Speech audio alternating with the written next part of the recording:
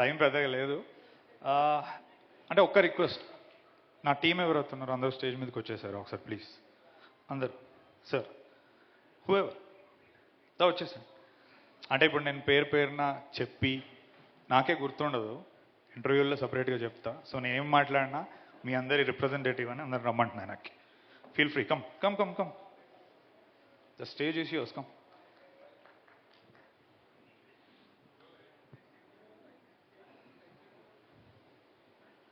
This goes for crew also. ADs ఉన్నారా, వెళ్ళిపోయారా? ఇంక ఈరోజు తనంత పని అయిపోయింది. వచ్చే this is a moment man.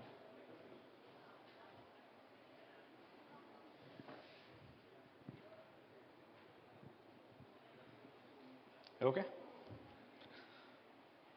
No one is missing. లైట్లు కనబడట్లేదు, తలకాయలో 8 లేన్ రోడ్ నడుస్తుంది, ఎవరైనా మర్చిపోతానేమో అని టెన్షన్. సరే, I will start it.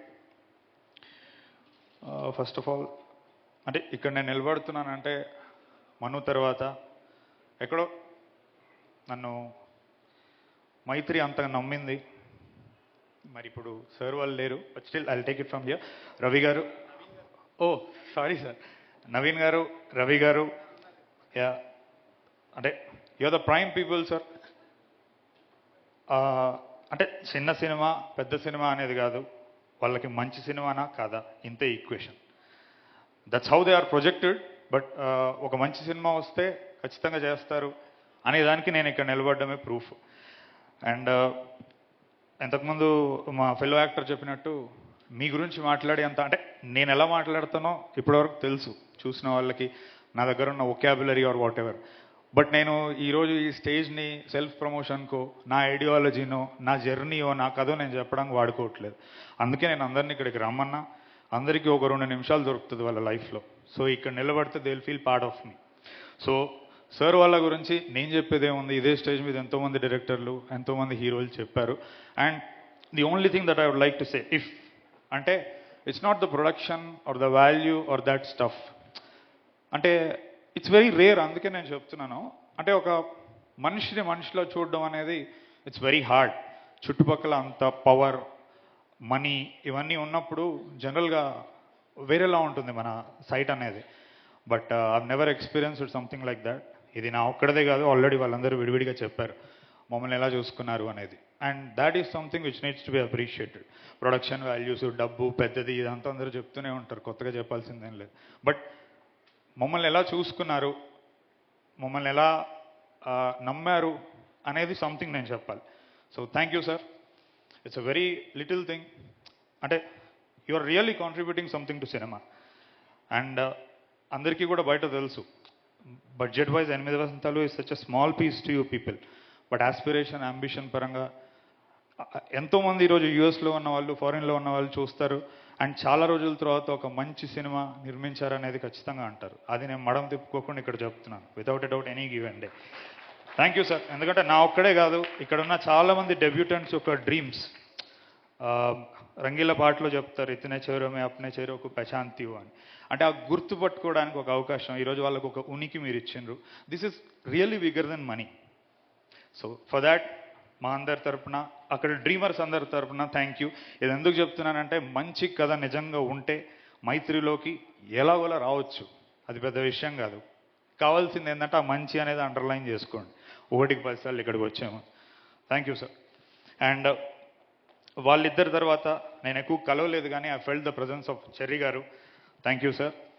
And even though despite వాళ్ళంత పెద్ద ప్రొడ్యూసర్స్, ఐ కాంట్, నేను మొత్తం కలిపితే 4 సార్లు మీట్ అయ్యాను అనుకుంటా, ఇది 5వ సారి, because of their very busy schedule and all. So నాకు ఎప్పుడు చేదోడు వాదోడుగా ఉండి, అంటే నా వెరీ క్లోజ్ ఫ్రెండ్గా ఉండి, ఎంటైర్ ప్రొడక్షన్లో నాకు హెల్ప్ చేసి, అలా నాకు పట్టుకుని నన్ను ఉండిందంటే మా ఈపీ బాబాసాయి గారు.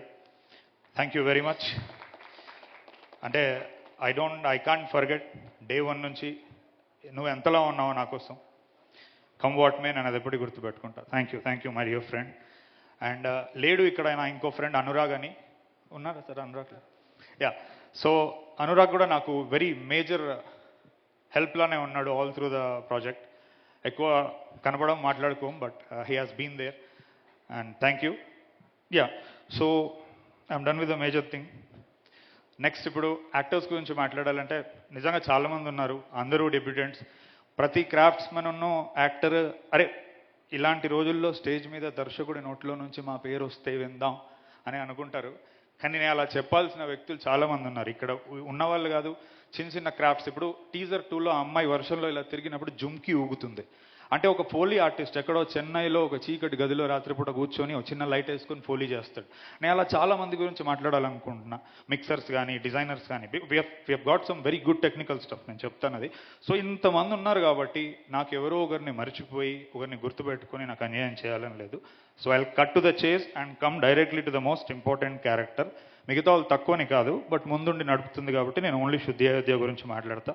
మిగతా వాళ్ళందరి గురించి ఇంటర్వ్యూల్లో పని కట్టుకొని తీసుకొని మాట్లాడతా. Sorry, I can't much, time కూడా తక్కువ ఉంది.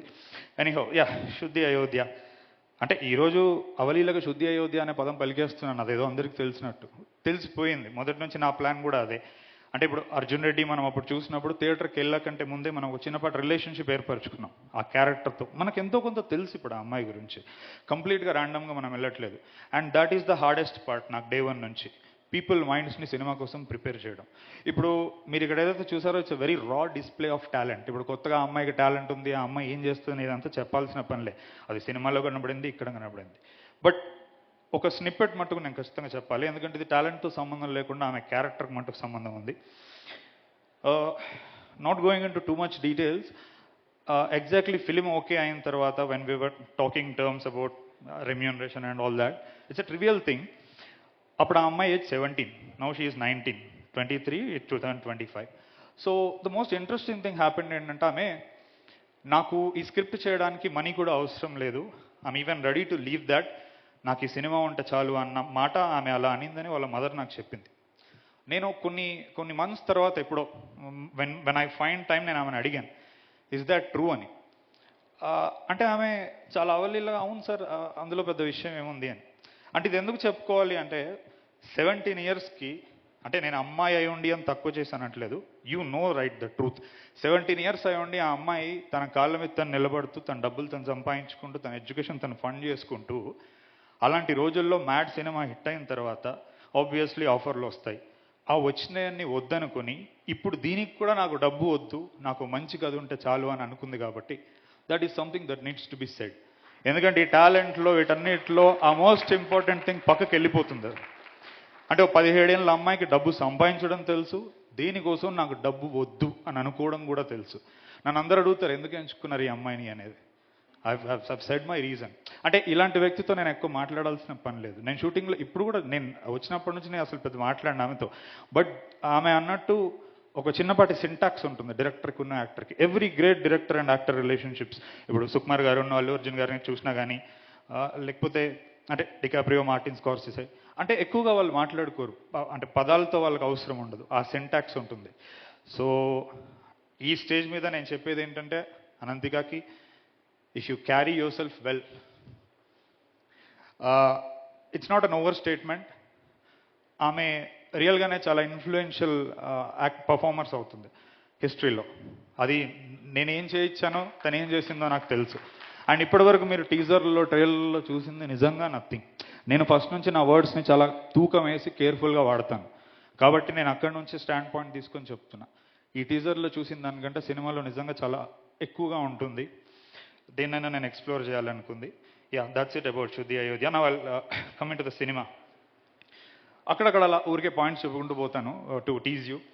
ఓపెనింగ్ టైటిల్ సీక్వెన్స్ మిస్ అవ్వద్దు, అది జస్ట్ 2 days బ్యాకే ఎడిట్ చేసాము, నాకు తెలిసి ఇంకా టీం కూడా చూసిందో లేదో. It came out fantastic. Entire cinema రివర్స్లో వెళ్తుంది, ఒక మ్యాట్ ట్రిప్ ఉంటుంది ఫీమేల్ వోకల్స్తో. అంటే మనం జనరల్గా బైక్ పార్క్ చేసుకుని మెల్లిగా వెళ్దాం అనుకుంటాం, చాలా ఇంపార్టెంట్ థింగ్ మిస్ అవుతారు ఓపెనింగ్ సీక్వెన్స్. అండ్ ఈ సినిమాకి నా పర్సనల్ స్టైల్కి 2 కలిపి ఉన్నాయి, అందుకే ఈ మాట చెప్తున్నా. జనరల్గా నాకు చాలామంది నువ్వు కమర్షియల్ సినిమా తీయొచ్చు కదా, ఇలా రాయొచ్చు కదా, ఇదంతా ఎందుకు అని అంటూ ఉంటారు.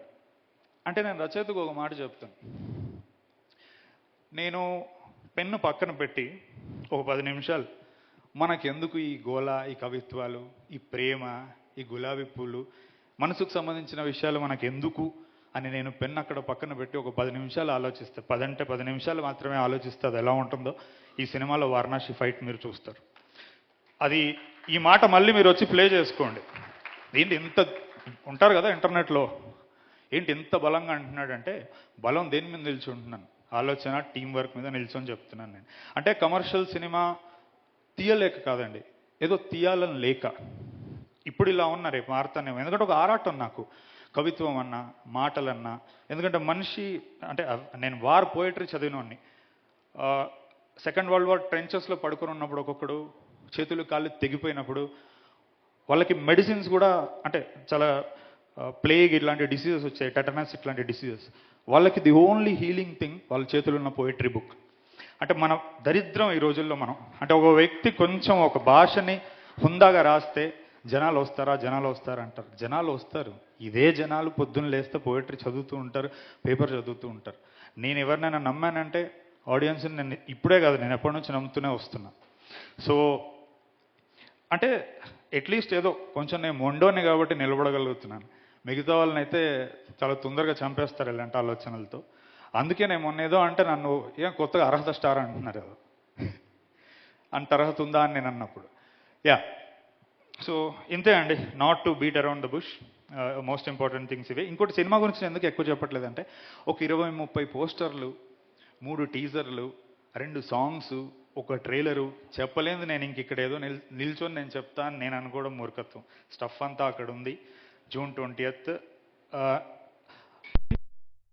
మాకనే కొన్నిసార్లు డైరెక్ట్ క్వశ్చన్ అంటే ప్రేమ విషయంలో మనకి చాలా ప్రశ్నలు ఉండిపోతాయి. అంటే మనము బయటికి ఎలా ఉన్నా కొన్నిసార్లు లోపల మనకు కొన్ని ఆన్సర్స్ ఉండిపోతాయి. మనం ఎవరైనా ప్రేమించినా కానీ, ప్రేమ మన దగ్గర నుంచి దూరంగా వెళ్ళిపోయినప్పుడు కానీ. అండ్ ఆ ఆన్సర్స్ మనకి దొరకవు ఎక్కడ, మనం ఎంత ట్రై చేసినా. ఎందుకంటే మనసుకు సంబంధించిన విషయాలకి బయట ఎక్కడా మనకి సమాధానాలు దొరకవు, అది మనం ఎత్తుక్కుంటూ పోవాలి. So cinema is such a powerful medium. నేను 22 years ఉన్నప్పుడు రాశానండి మధురం, నేను ఇప్పుడు 36. సో నేను ఇప్పుడు లవ్ని చూసే విధానం మారింది. It has become on a very meta level. So నేను అక్కడ నిలబడి చెప్తున్నాను. ఈ ఒక్క మాటలో చెప్తాను, వాట్ ఈస్ అంటే ప్రేక్షకుడిగా హాల్లోకి వెళ్ళినోడు ప్రేమికుడిలో బయటకు వస్తాడు. అది ఎందుకో నేను చెప్తాను మాట. ప్రేమికుడు అంటే వాడు ఏదో పూలు పట్టుకొని తిరుగుతాడని కాదు, ప్రేమ యొక్క తత్వం వాడికి ఎక్కడో బోధపడుతుంది. అరే మనకి ఎక్కడ దొరకని ఆన్సర్ ఇందులో దొరికింది కదా అని.